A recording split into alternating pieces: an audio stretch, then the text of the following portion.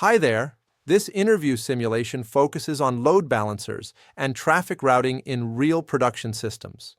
We will look at how traffic flows through layers, how failures surface, and how routing decisions impact reliability and performance.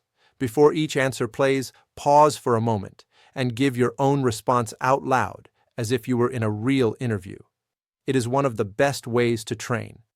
And if you want more long-form DevOps interview simulations like this, make sure to subscribe so you do not miss the next one. Let's start with a few warm-up questions to get your thinking going. Tell me about a time when traffic routing or a load balancer issue caused a production problem. A strong answer would sound like this. We once had a misconfigured health check that marked all healthy instances as unhealthy. The load balancer drained all of them, leaving only one instance serving traffic. It created a huge spike in latency. The fix was simple once we found it, but the lesson was clear. A small routing configuration can have a massive impact on stability, so health checks need careful review and testing. Next question. Describe a situation where you had to redesign or improve a traffic routing strategy. A solid answer would be, we had an application that struggled with burst traffic. The load balancer was using round robin, which was not ideal since the instances had uneven capacity. I suggested switching to least connections and adjusting the auto-scaling rules. That change stabilized the application during peak usage and prevented queue buildup. It reinforced that routing algorithms matter more than people expect. Another question. Tell me about a moment when a lack of proper load balancing exposed technical debt. A good answer might be, a service relied heavily on a single instance because nobody configured session stickiness correctly. Everything worked fine until that instance restarted. The outage revealed that the service needed proper stateless design and better distribution. That incident pushed us to modernize the architecture and reduce dependency on any single node. Next, warm-up question. How do you handle disagreements in the team about which routing algorithm to use? A strong response would be, I focus on data instead of opinions. I look at request patterns, workload characteristics, and latency profiles. Then I propose experiments or controlled rollouts to compare algorithms. Once the team sees measurable results, decisions become much easier and less subjective. One more warm-up. Tell me about a lesson you learned early in your career about traffic routing or load balancers. A solid answer would be, I learned not to assume that a load balancer is configured correctly just because it exists. Everything from health checks to waits to timeouts affects how traffic actually flows. Understanding that layer is crucial for diagnosing almost every performance issue. Let's move into the first half of the technical section. Explain what a load balancer actually does beyond just spreading traffic. A strong answer would be, a load balancer is a control point for traffic management. It handles health checks, shaping, security, retries, and sometimes even protocol translation. It ensures that traffic only goes to healthy targets and provides a consistent entry point regardless of back-end changes. It is not just distribution, it is orchestration of how clients reach the service. Next scenario. Your application is behind a load balancer, but you are seeing uneven traffic distribution. Some instances are overloaded while others stay idle. What do you check? A thoughtful answer would be, I check the routing algorithm first. Round robin may not distribute fairly if requests vary in cost. Least connections or weighted routing may be better. Then I confirm whether health checks or scaling events are causing some instances to enter or leave rotation. Finally, I check network conditions or sticky sessions. In many cases, sticky sessions create unexpected imbalances. Next question. A load balancer is reporting all instances as healthy, but user requests keep timing out. How do you approach debugging this? A strong answer would be, health checks can give false confidence. They often test a simple endpoint that does not reflect real workload behavior. I compare health check endpoints with actual traffic patterns, then look at logs, back pressure, thread pools, or downstream dependencies. The load balancer sees green, but users see pain, which means the app is partially degraded in ways the health check does not capture. Next scenario.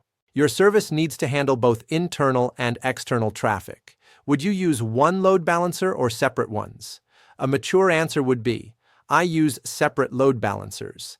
Internal and external concerns differ.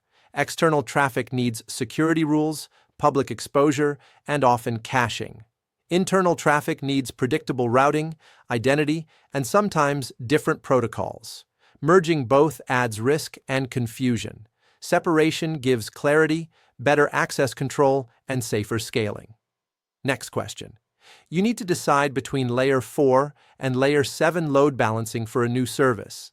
How do you make the choice? A thoughtful answer would be, I consider what the service actually needs. Layer 4 is faster, simpler, and suitable when the application does not need content-based routing. Layer 7 is more powerful for features like path-based routing, header inspection, or advanced rules. I balance performance with functionality. If the application does not need Layer 7 features, I keep it simple with Layer 4. Next scenario. Your application sits behind a load balancer, and you notice traffic occasionally spikes in one instance, even though the routing algorithm is least connections. What could be happening, and how do you approach debugging? A strong answer would be, least connections works well in theory, but real workloads are not always uniform. I begin by checking connection persistence. If clients reuse the same connection, the instance with those long-lived clients may accumulate more load. I also look at slow requests. If one instance has slower processing, it will keep connections open longer, which can create a feedback loop. Networking issues can cause retries that stick to one node.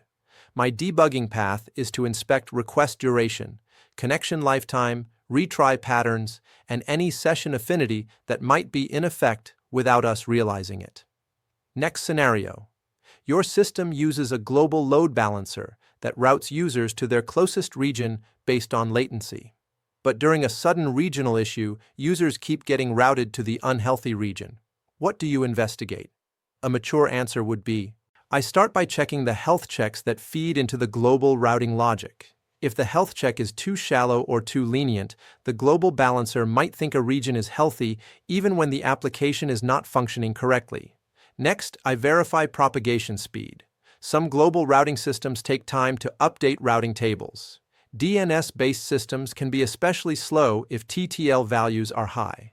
If the routing logic depends on real-time measurements, I check whether the measurement infrastructure itself is degraded. Finally, I look at failover thresholds. Some systems will not shift traffic until a region is decisively unhealthy. Next question. You discover that one of your internal services is sending traffic directly to a backend instance IP instead of going through the load balancer. It works, but it bypasses routing logic and creates hotspots. How do you handle this? A strong answer would be, direct instance access means the service has tightly coupled dependencies. I fix the configuration so it uses the correct load balancer endpoint, but I also investigate why direct access exists. Sometimes a developer used an instance IP for debugging and forgot to revert it.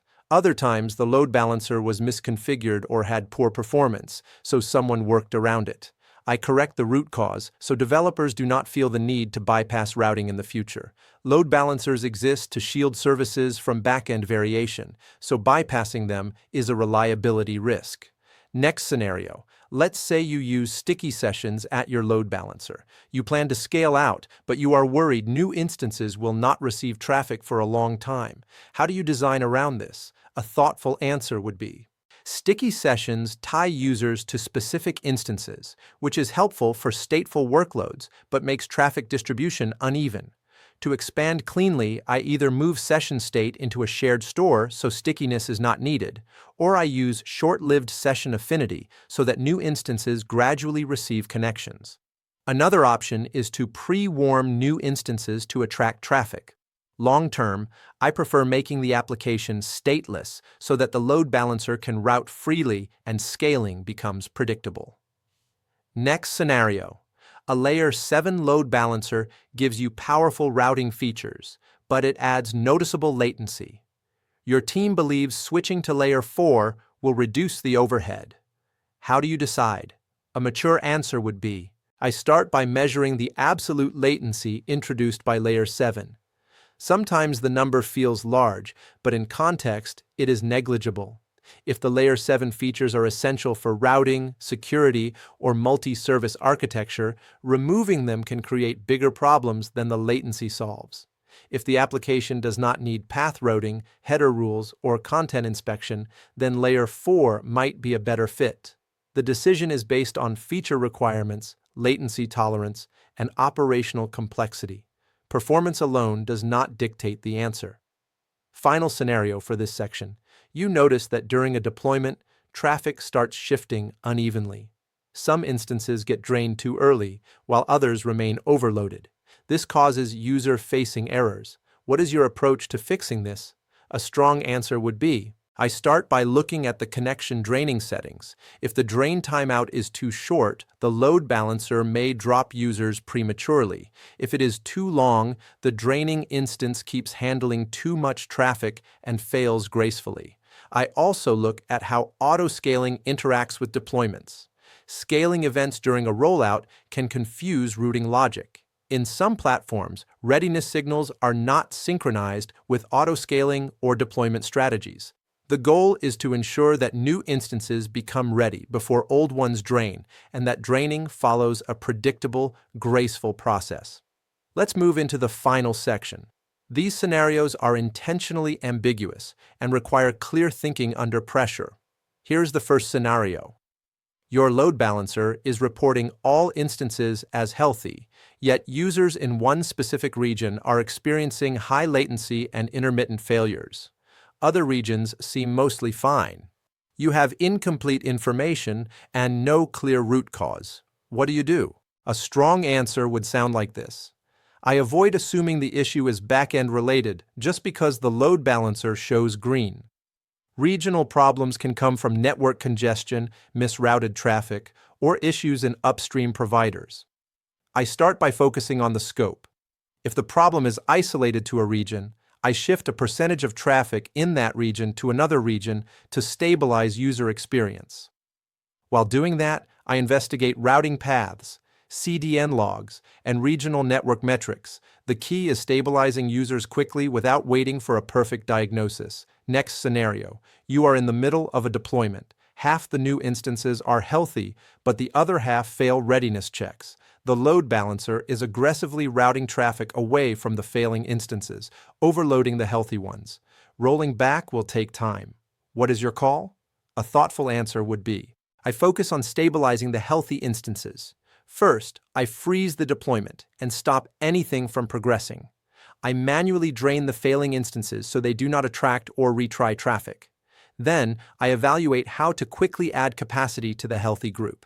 If rolling back is slower than scaling out, I scale first. If rollback is guaranteed to succeed and faster, I do that. The decision is based on which action improves user experience the fastest. Next question. Your service depends on a third-party API. During a spike in traffic, the load balancer retries failed calls aggressively. This retry storm starts amplifying the outage. Do you disable retries entirely, reduce them, or let them continue while monitoring? A strong answer would be, I reduce retries immediately.